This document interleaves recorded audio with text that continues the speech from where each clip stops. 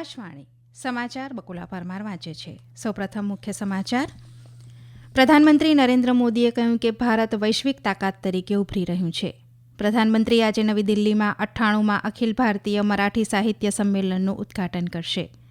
દિલ્હીના મુખ્યમંત્રી રેખા ગુપ્તા આજે જાહેર બાંધકામ વિભાગ અને દિલ્હી જળ બોર્ડના કાર્યોની સમીક્ષા કરશે. ઉત્તર પૂર્વ ક્ષેત્રમાં આજે ભારે વરસાદ સાથે વાવાઝોડાની આગાહી અને મહિલા ક્રિકેટ પ્રીમિયર લીગમાં આજે રોયલ ચેલેન્જર્સ બેંગલુરુ અને મુંબઈ ઇન્ડિયન્સ વચ્ચે મેચ રમાશે. સમાચાર વિગતવાર. પ્રધાનમંત્રી નરેન્દ્ર મોદીએ કહ્યું કે ભારત વૈશ્વિક તાકાત તરીકે ઉભરી રહ્યું છે અને આ માટે દરેક ક્ષેત્રમાં ઉર્જાવાન નેતાઓની જરૂર છે.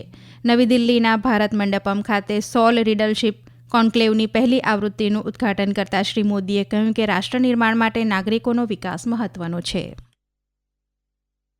नेशन बिल्डिंग के लिए व्यक्ति निर्माण से राष्ट्र निर्माण, जन से जगत, जन से जग, ये किसी भी ऊंचाई को प्राप्त करना है, विशालता को पाना है तो आरंभ जन से ही शुरू होता है.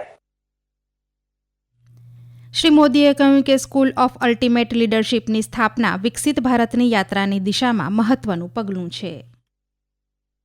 इस संस्थान के नाम में ही सॉल है ऐसा नहीं है.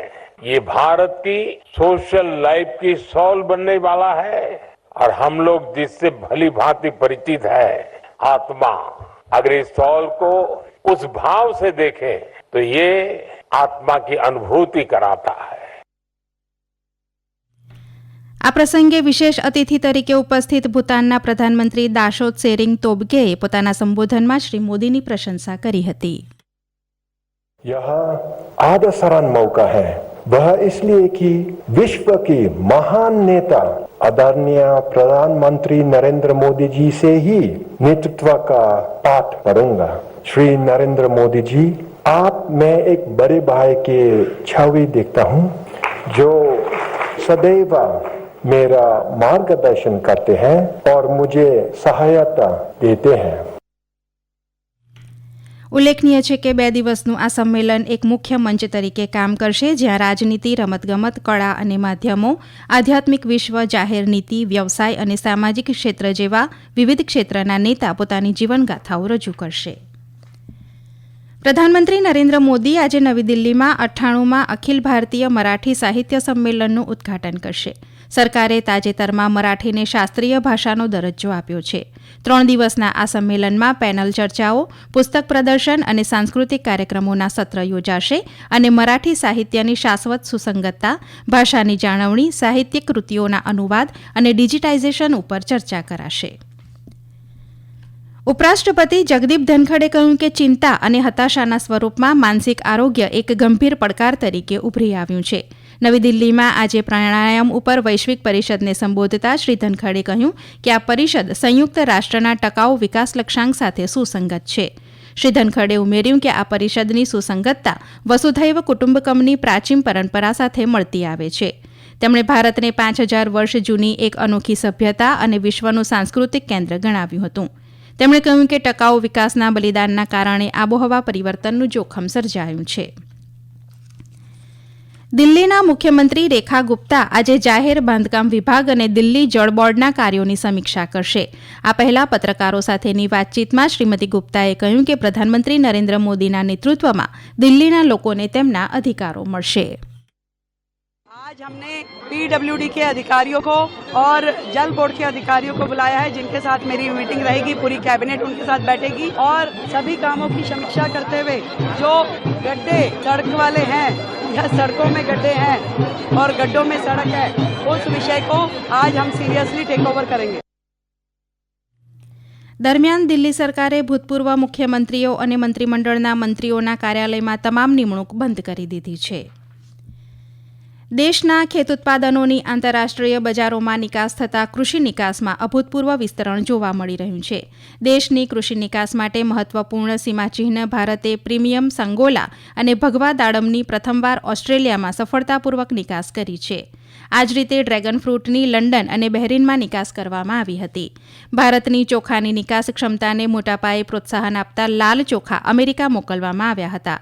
અમારા પ્રતિનિધિ જણાવે છે કે પરંપરાગત મુખ્ય ઉત્પાદનોની નિકાસ ભારતીય ખેડૂત માટે નવી તક ઊભી કરીને આત્મનિર્ભર ભારત માટેના સરકારના વિઝનને પ્રકાશિત કરે છે. આ સમાચાર આપ આકાશવાણી ઉપરથી સાંભળી રહ્યા છો. આ સમાચાર આપ અમારી YouTube channel AIR news Gujarat ઉપર પણ સાંભળી શકશો. વધુ સમાચાર માટે અમારી વેબસાઇટ newsonair.gov.in/gujarati અને અમારા એક્સ હેન્ડલ AIR_news_ABAD ને ફોલો કરશો. ભારતીય હવામાન વિભાગે આજે ઉત્તર પૂર્વ ક્ષેત્રમાં ભારે વરસાદ સાથે વાવાઝોડાની આગાહી કરી છે, જ્યારે અરુણાચલ પ્રદેશના વિવિધ સ્થળોએ ભારે વરસાદની તેમજ આગામી 2 દિવસમાં ગંગા, પશ્ચિમ બંગાળ, ઓડિશા, અરુણાચલ પ્રદેશ, આસામ, મેઘાલય, નાગાલેન્ડ, મણિપુર, મિઝોરમ અને ત્રિપુરામાં વીજળી પડવાની સાથે વાવાઝોડાની શક્યતા છે. કેન્દ્રીય આરોગ્ય મંત્રી JP નડ્ડાએ જણાવ્યું કે ગત 10 વર્ષ દરમિયાન આરોગ્ય ખર્ચ 64%થી ઘટીને અંદાજે 39% થયો છે. નવી દિલ્હીમાં 12મા આંતરરાષ્ટ્રીય આરોગ્ય સંવાદમાં સંબોધન કરતા શ્રી નડ્ડાએ જણાવ્યું કે પ્રધાનમંત્રી જન આરોગ્ય યોજના, રાષ્ટ્રીય આરોગ્ય મિશન અને અન્ય યોજનાઓ હેઠળ અપાતી સેવાઓના કારણે આરોગ્ય ખર્ચમાં ઘટાડો થયો છે.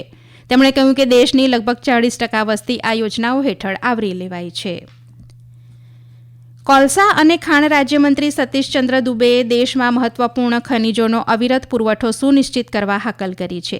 આજે નવી દિલ્હીમાં ફિક્કી દ્વારા આયોજિત ક્રિટિકલ મિનરલ્સ મેટ્રિક્સ કોન્ફરન્સમાં સંબોધન કરતા તેમણે કહ્યું કે સરકારે રાષ્ટ્રીય ક્રિટિકલ મિનરલ મિશન શરૂ કર્યું છે, જેનો ઉદ્દેશ સ્થાનિક અને વિદેશી સ્ત્રોતોમાંથી ખનીજની ઉપલબ્ધતા સુનિશ્ચિત કરીને ભારતની મહત્વપૂર્ણ ખનીજ પુરવઠા શૃંખલાને સુનિશ્ચિત કરવાનો છે. તેમણે ઉમેર્યું કે આ મિશનને 7 વર્ષના સમયગાળા માટે લગભગ 34,000 કરોડ રૂપિયાના ખર્ચે મંજૂરી આપવામાં આવી છે. ઇઝરાયેલમાં ગઈકાલે બસોમાં શ્રેણીબદ્ધ વિસ્ફોટો થયા હોવાના અહેવાલ છે. તેલ અવીવ નજીક પાર્કિંગમાં લગભગ 3 બસમાં વિસ્ફોટ થયો હતો, જેથી દેશભરમાં પરિવહન સેવા અસ્થાયી રૂપે બંધ કરવામાં આવી હતી. પેલેસ્ટિનિયન આતંકવાદી જૂથ હમાસે ગાઝામાંથી 4 ઇઝરાયેલી બંધકોના મૃતદેહોને મુક્ત કર્યાના થોડા સમય બાદ જ આ વિસ્ફોટ થયા હતા.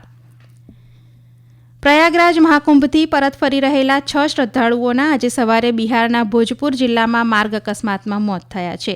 મૃતકોમાં દંપતી અને તેમના 2 બાળકોનો સમાવેશ થાય છે.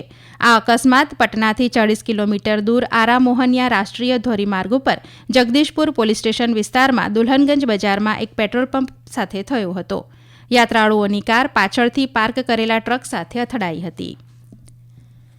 મહિલા ક્રિકેટ પ્રીમિયર લીગ WPL ક્રિકેટમાં રોયલ ચેલેન્જર્સ બેંગલુરુ અને મુંબઈ ઇન્ડિયન્સ વચ્ચે આજે મેચ રમાશે.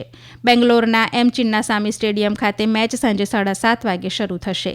ઉલ્લેખનીય છે કે સ્મૃતિ મંધાનાની આગેવાની હેઠળની રોયલ ચેલેન્જર્સ બેંગલુરુ હાલમાં પોઈન્ટ ટેબલમાં આગળ છે, જ્યારે હરમનપ્રીત કૌરની આગેવાની હેઠળની મુંબઈ ઇન્ડિયન્સ 3જા સ્થાને છે. ICC ચેમ્પિયન્સ ટ્રોફીમાં આજે ગ્રુપ બીમાં અફઘાનિસ્તાન અને દક્ષિણ આફ્રિકા વચ્ચે મેચ રમાશે. પાકિસ્તાનના કરાચીમાં નેશનલ સ્ટેડિયમ ખાતે બપોરે 2:30 વાગે મેચ શરૂ થશે. દરમિયાન ગઈકાલે રાત્રે દુબઈ ઇન્ટરનેશનલ ક્રિકેટ સ્ટેડિયમ ખાતે ગ્રુપ એમાં ભારતે બાંગ્લાદેશને 6 વિકેટથી હરાવીને વિજયી આરંભ કર્યો છે. પહેલા બેટિંગ કરતા બાંગ્લાદેશ 228 રનમાં ઓલ આઉટ થઈ ગયું હતું. ભારત તરફથી મોહમ્મદ શમીએ 5, હર્ષિત રાણાએ 3 અને અક્ષર પટેલે 2 વિકેટ ઝડપી હતી. શુભમન ગિલે અણનમ 101 રન કરતા તેમને પ્લેયર ઓફ ધ મેચ જાહેર કરાયા હતા. FIH હોકી પ્રો લીગમાં ભારતીય મહિલા ટીમ આજે જર્મની સામે રમશે. ઓડિશામાં ભુવનેશ્વરના કલિંગા હોકી સ્ટેડિયમમાં આ મેચ સાંજે 5:15 વાગે શરૂ થશે. સલીમા ટેટેની આગેવાની હેઠળની ભારતીય ટીમ પોઈન્ટ ટેબલમાં 8મા સ્થાને છે. અંતમાં મુખ્ય સમાચાર ફરી એકવાર. પ્રધાનમંત્રી નરેન્દ્ર મોદીએ કહ્યું કે ભારત વૈશ્વિક તાકાત તરીકે ઉભરી રહ્યું છે. પ્રધાનમંત્રી આજે નવી દિલ્હીમાં 98માં અખિલ ભારતીય મરાઠી સાહિત્ય સંમેલનનું ઉદ્ઘાટન કરશે. દિલ્હીના મુખ્યમંત્રી રેખા ગુપ્તા આજે જાહેર બાંધકામ વિભાગ અને દિલ્હી જળ બોર્ડના કાર્યોની સમીક્ષા કરશે. ઉત્તર પૂર્વ ક્ષેત્રમાં આજે ભારે વરસાદ સાથે વાવાઝોડાની આગાહી. અને મહિલા ક્રિકેટ પ્રીમિયર લીગમાં આજે રોયલ ચેલેન્જર્સ બેંગલુરુ અને મુંબઈ ઇન્ડિયન્સ વચ્ચે મેચ રમાશે. આકાશવાણી ઉપરથી સમાચાર પૂરા થયા.